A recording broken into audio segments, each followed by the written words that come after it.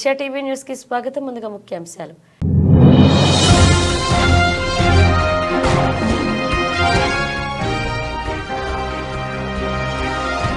మోదీకి అరుదైన గౌరవం, అత్యున్నత పురస్కారాలతో సత్కరించిన డొమినికా గయానా.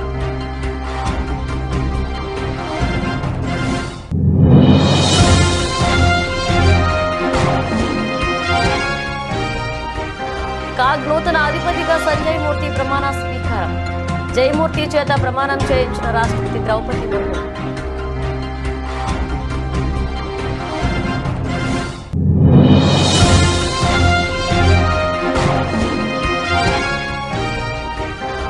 కమలాపూర్ వ్యవసాయ మార్కెట్ చైర్మన్ ఝాన్సీ రాణికి ఘన స్వాగతం.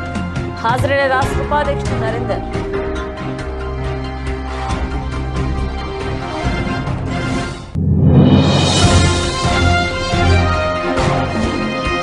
గురువారం ఉదయం 9 గంటలకు ప్రారంభమైన ఏపీ అసెంబ్లీ సమావేశాలు. తాళ్లూరు లిఫ్ట్ పైప్ల లీకేజీలపై అసెంబ్లీలో సభ్యులు అడిగిన ప్రశ్నలకు సమాధానమిచ్చిన మంత్రి నిమ్మల రామానాయుడు.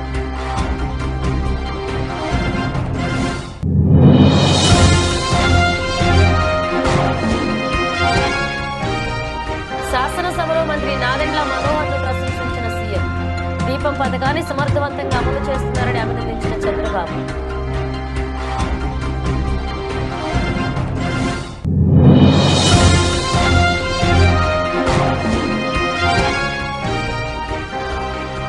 బాధితులను ప్రేమిస్తా, ఇది నాకు కొత్త సవాల్ అంటున్న కెప్టెన్ బుమ్రా.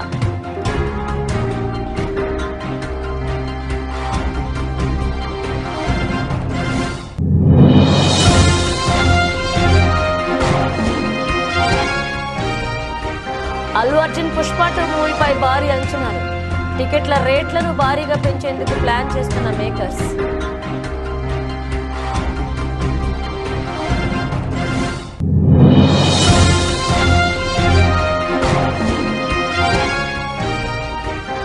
స్టాక్ మార్కెట్లలో కొనసాగుతున్న నష్టాలు. భారీగా పతనమైన అదానీ గ్రూప్ షేర్లు.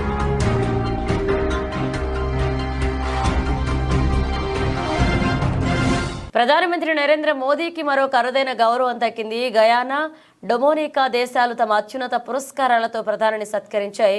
ప్రస్తుతం గయానా పర్యటనలో ఉన్న మోదీ ఈ 2 పురస్కారాలను అందుకున్నారు. ముందుగా డొమినికా అధ్యక్షులు సిల్వానీ బర్డర్ తమ దేశ అత్యున్నత జాతీయ అవార్డు డొమినికా అవార్డ్ ఆఫ్ ఆనర్తో మోదీని సత్కరించారు. కోవిడ్ సమయంలో తమ దేశానికి మోదీ అందించిన సహాయ సహకారాలకు గాను ఈ అవార్డును అందించారు. అదేవిధంగా గయానా కూడా తమ దేశ అత్యున్నత పురస్కారం ది ఆర్డర్ ఆఫ్ ఎక్సలెన్స్ ను దేశ అధ్యక్షుడు మహమ్మద్ ఇర్ఫాన్ మోదీకి అందించారు. ఈ సందర్భంగా 2 దేశాలకు ప్రధాని మోదీ ప్రత్యేకంగా కృతజ్ఞతలు తెలియజేశారు. ఈ అవార్డును కోట్లాది మంది భారతీయులకు అంకితం ఇస్తున్నట్లుగా మోదీ ఎక్స్ లో పోస్ట్ చేశారు. पुरस्कार से सम्मानित किए जाने पर मैं राष्ट्रपति सिल्वानी बर्टन, प्रधानमंत्री रूजवेल्ट स्कैरिच और डोमिनिका के लोगों का हार्दिक आभार व्यक्त करता हूं. ये सम्मान केवल मेरा नहीं है, बल्कि भारत के 140 करोड़ लोगों का, उनके पुरुषार्थ का, उनके संस्कार का, उनकी परंपरा का ये सम्मान है. राष्ट्रपति बटन, आप इस पुरस्कार को देने के लिए स्वयं गयाना आई है. इस स्पेशल जेस्चर्स के लिए मैं आपको बहुत बहुत धन्यवाद देता हूं.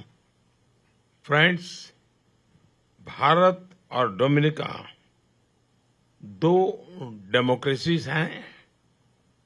साथ साथ हम दोनों पूरे विश्व के लिए महिला सशक्तिकरण के भी रोल मॉडल है. दोनों ही देशों में महिला राष्ट्रपति हैं.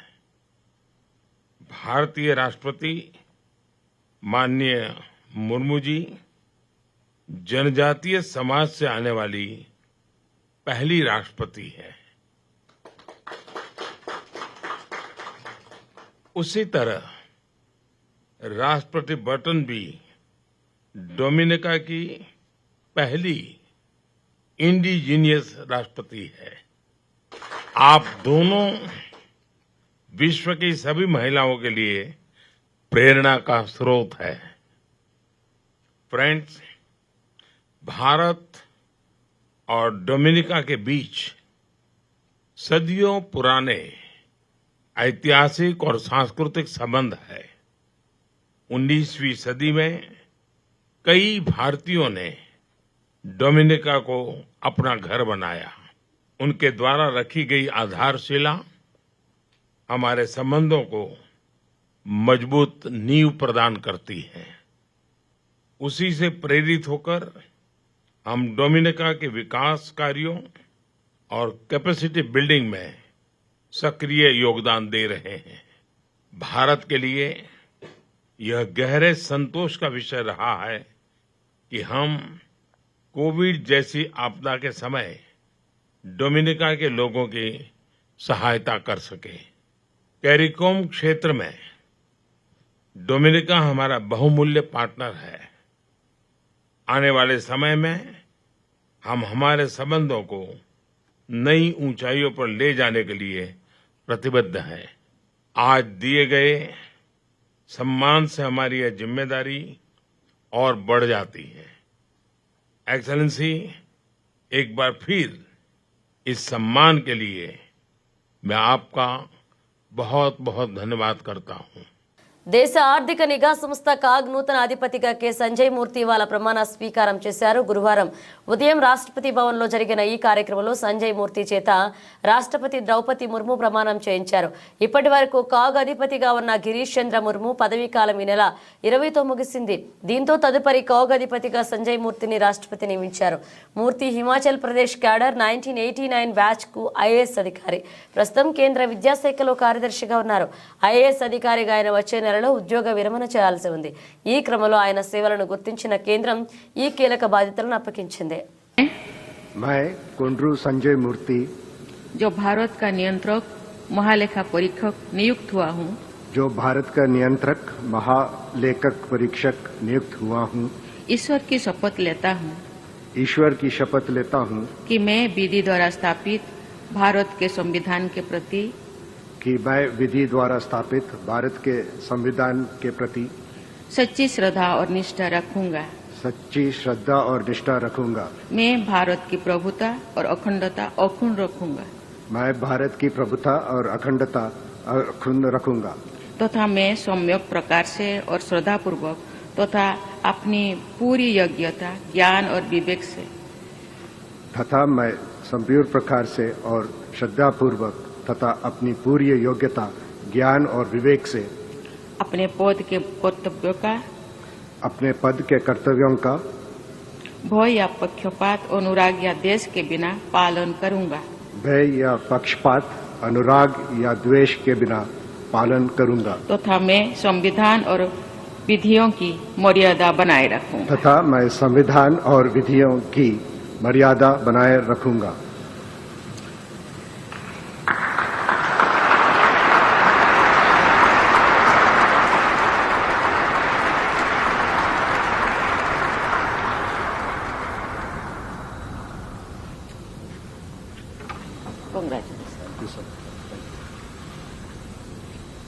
కమలాపూర్ వ్యవసాయ market committee chairman Thoutam Jhansi రాణి రవీందర్ దంపతులను అఖిల భారత పద్మశాలి సంఘ హన్మకొండ జిల్లా కమిటీ ఆధ్వర్యంలో ఘనంగా సన్మానించారు.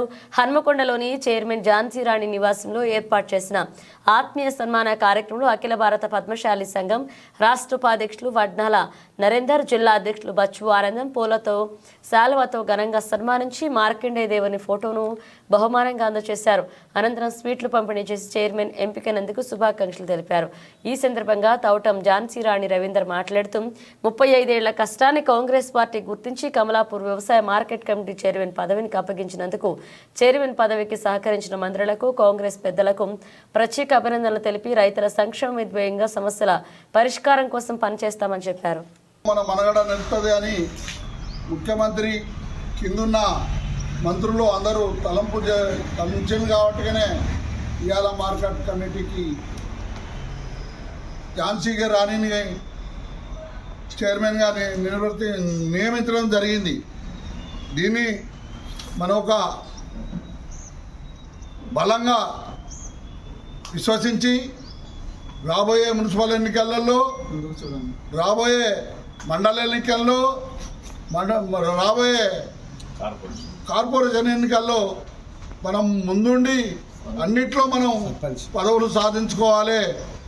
ప్రభుత్వ దృష్టికి వీళ్ళకి ఇవ్వకపోతే, మద్దతు ఇవ్వకపోతే మనకు చాలా దెబ్బ తగ్గుద్ది అని వారు కూడా ఆలోచించే లెవెల్లో మన ఐక్యతను చాటవలసిన అవసరం ఉన్నది.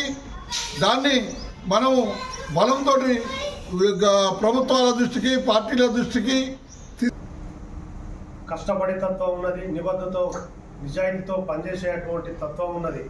కానీ కొట్లాడి పదవులు అడిగే దగ్గర మాత్రం మనం చాలా వెనకబడిపోతున్నాం. ఎక్కడో ఒక దగ్గర కొట్లాడి సాధించుకుంటున్నారు. అందులో మన కృష్ణమోహన్ పోరాటం చేస్తేనే వాళ్ళకు అక్కడ జిల్లా డైరెక్టర్, కేడీసీసీ డైరెక్టర్ దక్కింది. మరి ఈ పదవి విషయంలో కూడా ఖచ్చితంగా మా కమ్యూనిటీ పెద్దది. ఒక 35 సంవత్సరాలుగా నేను పార్టీ మారకుండా పార్టీని పట్టుకొని పనిచేస్తున్నా కాబట్టి ఖచ్చితంగా నాకు అవకాశం ఇవ్వాలని చెప్పేసి అని అధిష్టానం దగ్గర నేను గట్టిగా కొట్లాడడం జరిగింది. మరి దానికి నా బలం ఏంటంటే, నేను 35 సంవత్సరాలు పనిచేసినటువంటి ఆ ఒక్క బలమే కాకుండా ఇంత పెద్ద నా కుటుంబ సమూహం, నా కుల సమూహం, మీ అందరి ధైర్యం, దాంతోనే నేను ముందుకు పోయి గట్టిగా అడగడం జరిగింది. మరి దాన్ని గ్రహించి రాష్ట్ర రవాణా శాఖ మంత్రులు పొన్నం ప్రభాకర్ గౌడ్ గారు, హుజురాబాద్ నియోజకవర్గ ఇన్ఛార్జి ఉడతల ప్రణవ్ బాబు గారు మరి నా సేవలను గుర్తించి మాకు ఈ పదవి ఇవ్వడం జరిగింది. మేము ఇక నుండి ఆంధ్రప్రదేశ్ అసెంబ్లీ బడ్జెట్ సమావేశాలు గురువారం ఉదయం 9 గంటలకు ప్రారంభమై ప్రశ్నోత్తరాల సమయం కొనసాగుతుంది. పుష్కర ఎత్తిపోతల పథకంలో భాగమైన తాళ్లూరు లిఫ్ట్ పైప్ల లీకేజీలపై అసెంబ్లీలో సభ్యులు అడిగిన ప్రశ్నలకు మంత్రి నిమ్మల రామానాయుడు సమాధానమిచ్చారు. లిఫ్ట్ స్కీముల నిర్వహణ, మోటార్ల మరమ్మతులకు చంద్రబాబు ప్రాధాన్యత ఇవ్వగా జగన్ ఎత్తిపోతలు నిర్వీర్యం చేశారని, అందుకే జగన్ హయాంలో 1040 లిఫ్ట్ స్కీములకు గాను 450 స్కీములు మూతపడ్డాయన్నారు. గత పాలన పాపం ఫలితంగా లిఫ్ట్ స్కీములు పనిచేయక 4 లక్షల ఎకరాలు బీడుపడ్డాయన్నారు. తాళ్లూరు లిఫ్ట్ మాత్రమే కాదు, రాష్ట్రంలో అన్ని లిఫ్టులు ప్రస్తుతం శిథిలావస్థలో ఉన్నాయన్నారు.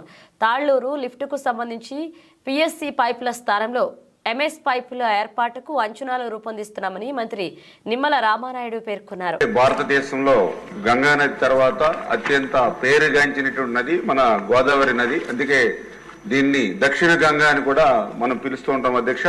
ఏదైతే 12 సంవత్సరాలకు వచ్చేటువంటి ఈ గోదావరి పుష్కరాలు ఏవైతే ఉన్నాయో, బృహస్పతి ఒక్కొక్క ఏడాది ఒక్కొక్క రాశిలో ఉంటూ సింహరాశిలోకి ప్రవేశించినప్పుడు ఈ 12 సంవత్సరాలకు ఒకసారి పుష్కరాలు మనకు వస్తూ ఉంటాయి అధ్యక్ష. ఏదైతే ఈ యొక్క 12 సంవత్సరాలకు వచ్చేటువంటి ఈ పుష్కరాలు మరి ఒక్క ఏడాది ఉన్నప్పటికీ అందులో మొదటి 12 రోజులు ఆది పుష్కరాలుగా, తర్వాత ఆఖరణ వచ్చేటువంటి 12 రోజులు అంత్య పుష్కరాలుగా మనం పిలుస్తూ ఉంటాం అధ్యక్ష. దీపం పథకం 2ను రాష్ట్ర ఆహార మరియు పౌర సరఫరాల శాఖ మంత్రి నాదెండ్ల మనోహర్ సమర్థవంతంగా అమలు చేస్తున్నారని రాష్ట్ర ముఖ్యమంత్రి నారా చంద్రబాబు నాయుడు ప్రశంసించారు. బుధవారం జరిగిన శాసనసభ సమావేశంలో సీఎం చంద్రబాబు సంక్షేమ పథకాల గురించి వివరించారు. ఈ సందర్భంగా సీఎం చంద్రబాబు మాట్లాడుతూ, గతంలో మహారాష్ట్రలో రామ్ నాయక్ అనే కేంద్ర మంత్రిని ప్రధాని వాజ్పేయిని మెప్పించి ఆ రోజుల్లోనే దీపం పథకం ఇంటింటికి అమలు చేసిన పార్టీ తెలుగుదేశం అన్నారు. ఏడాదికి 3 ఉచిత గ్యాస్ సిలిండర్లను ఇస్తామని ఎన్నికల్లో చెప్పాం. ఆ దిశగానే ముందుకు వెళుతున్నామన్నారు. కొందరు తెలియని వాళ్ళు గ్యాస్ ఎక్కడొచ్చినారని మాట్లాడుతున్నారని, ఇది క్యాష్ కాదు చేతికి ఇవ్వడానికి గ్యాస్ అని చెలోక్తి విసిరారు.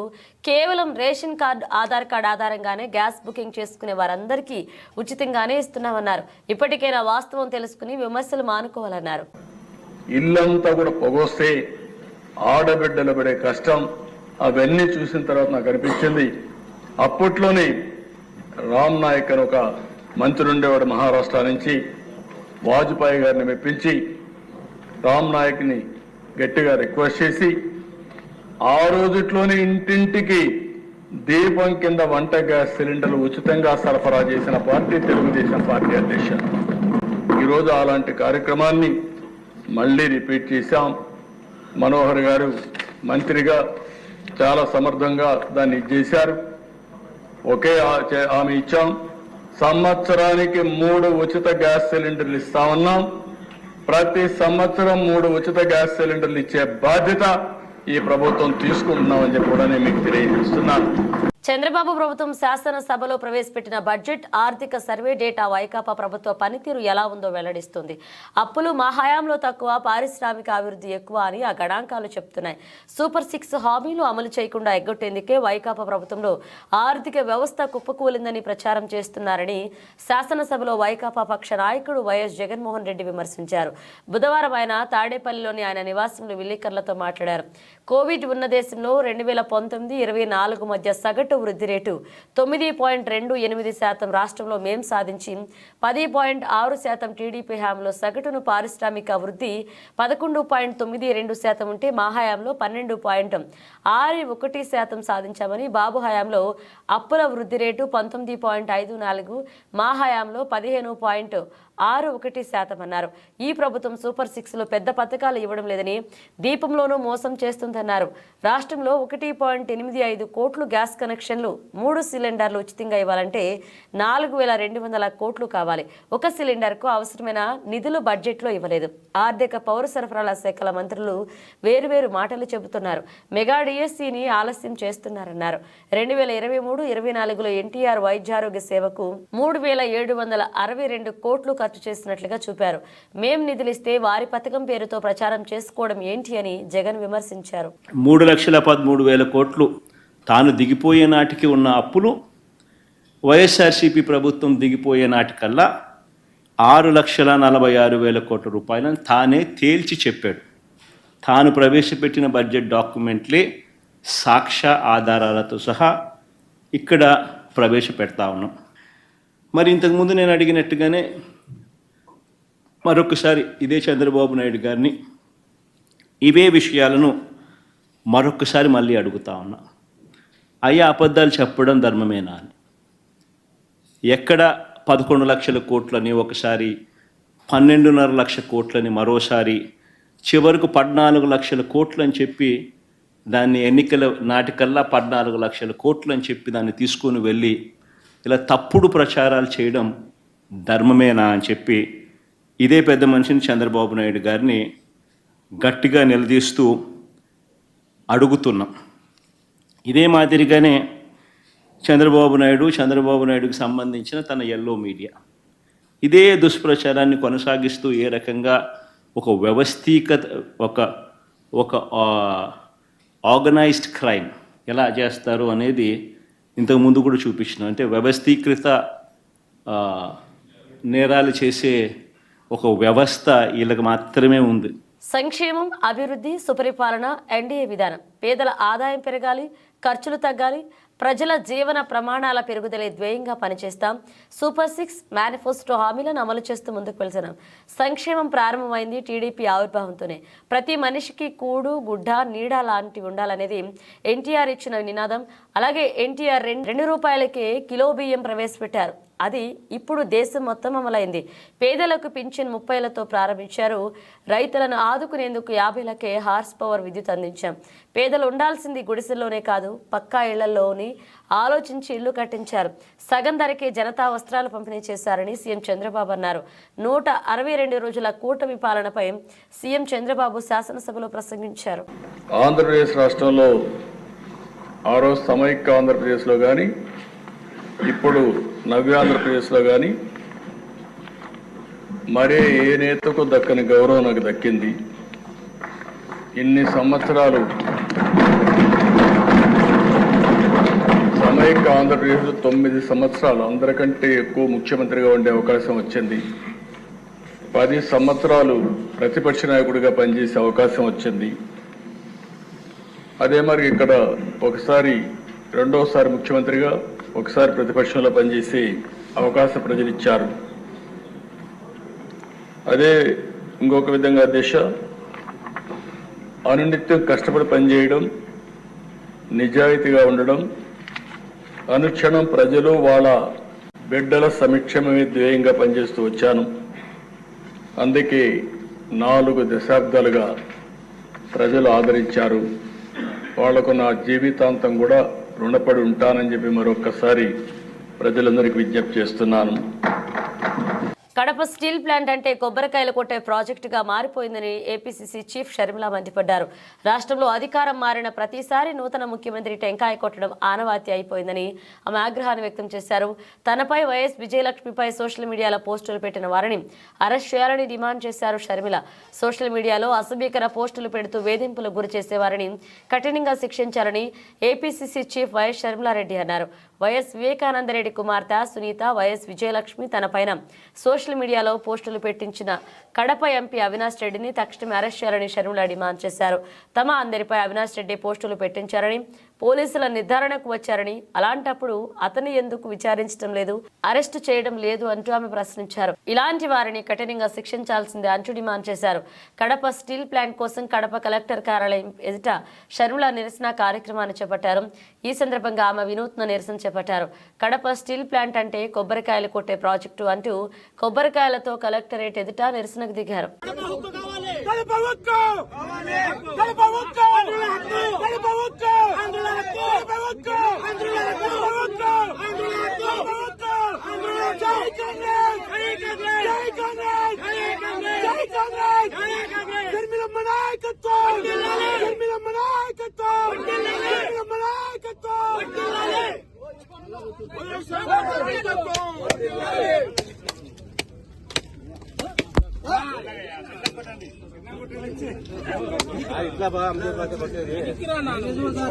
బోర్డర్ గవాస్కర్ ట్రోఫీలో భాగంగా ఆస్ట్రేలియాలతో రేపటి నుంచి పెర్త్లో తొలి టెస్ట్ ప్రారంభం కానుంది.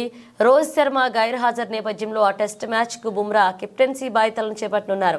ఈ నేపథ్యంలో ఆయన ఇవాళ మీడియాతో మాట్లాడారు.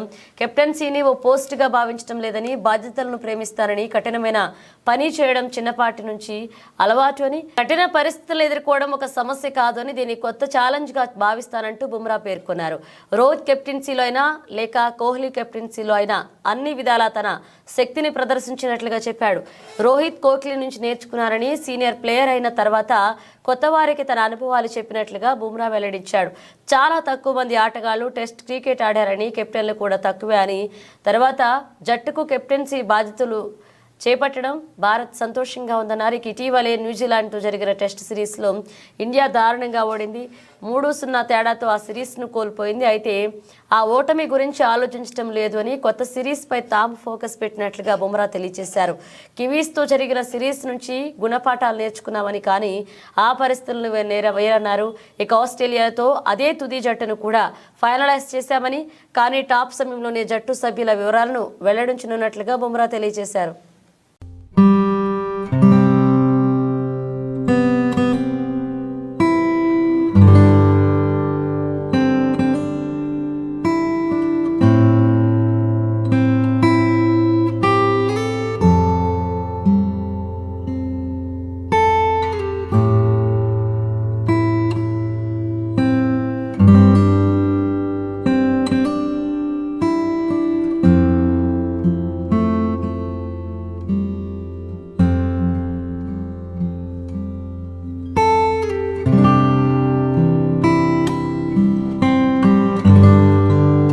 Icon star Allu Arjun Sukumar combination లో రూపొందించిన పుష్ప 2 విడుదలకు సిద్ధమైంది. డిసెంబర్ 5న ప్రపంచ వ్యాప్తంగా విడుదల కానుంది. ఇటీవలే విడుదలైన టీజర్ కు భారీ స్పందన లభించింది.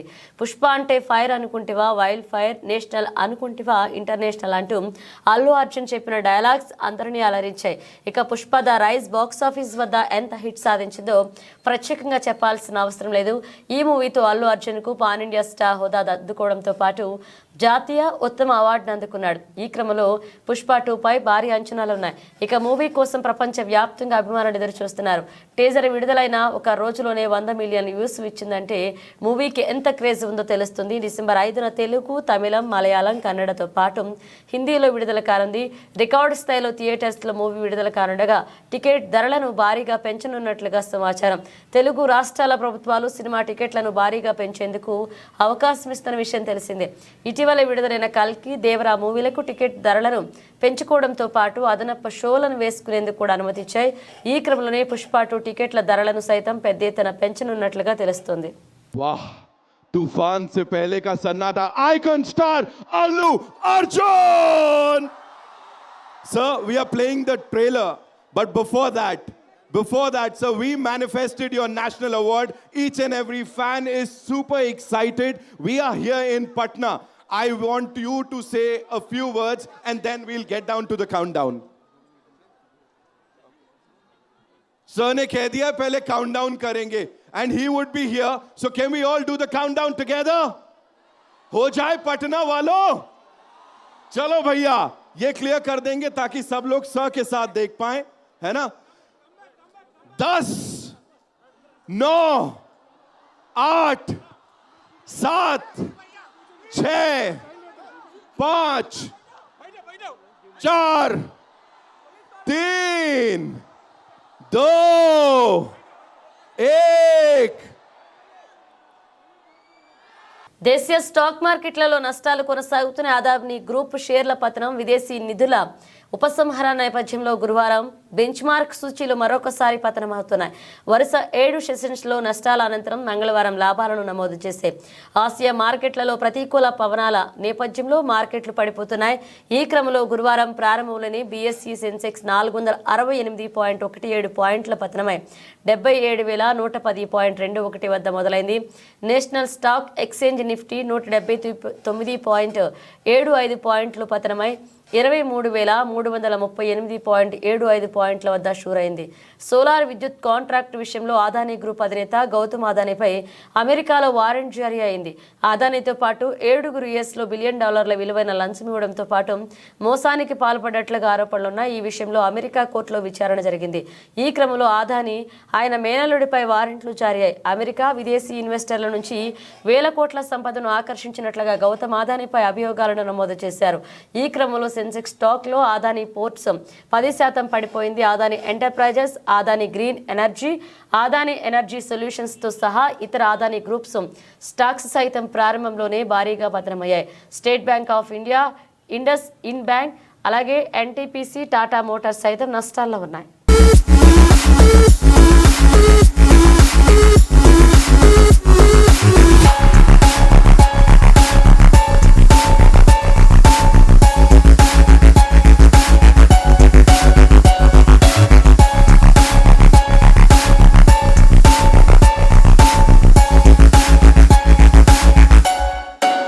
ముగించే ముందు హెడ్లైన్స్ మరోసారి.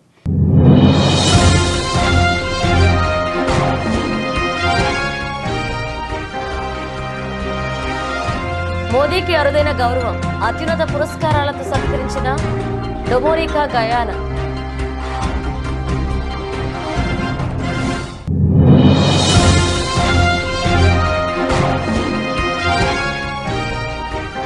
కాగ్ నూతన అధిపతిగా సంజయ్ మూర్తి ప్రమాణ స్వీకారం.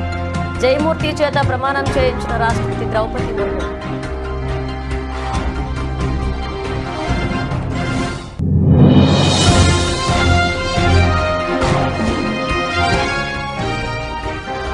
కమలాపూర్ వ్యవసాయ మార్కెట్ చైర్మన్ ఝాన్సీ రాణికి ఘన స్వాగతం.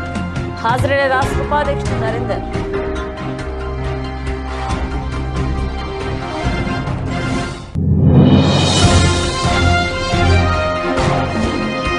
గురువారం ఉదయం 9 గంటలకు ప్రారంభమైన ఏపీ అసెంబ్లీ సమావేశాలు. తాళ్లూరు లిఫ్ట్ పైప్ల లీకేజీలపై అసెంబ్లీలో సభ్యులు అడిగిన ప్రశ్నలకు సమాధానమిచ్చిన మంత్రి నిమ్మల రామానాయుడు.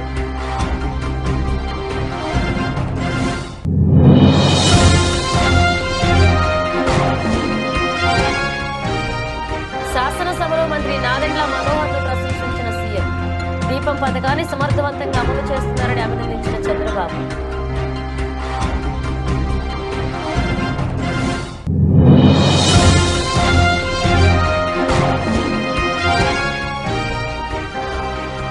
బాధితులను ప్రేమిస్తా, ఇది నాకు కొత్త సవాల్ అంటున్న కెప్టెన్ బుమ్రా.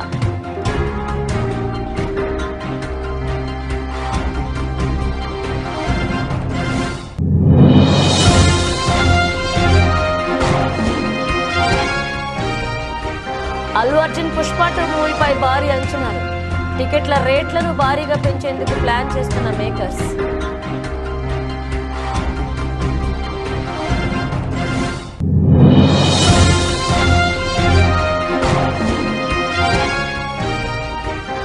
స్టాక్ మార్కెట్లలో కొనసాగుతున్న నష్టాలు. భారీగా పతనమైన అదానీ గ్రూప్ షేర్లు.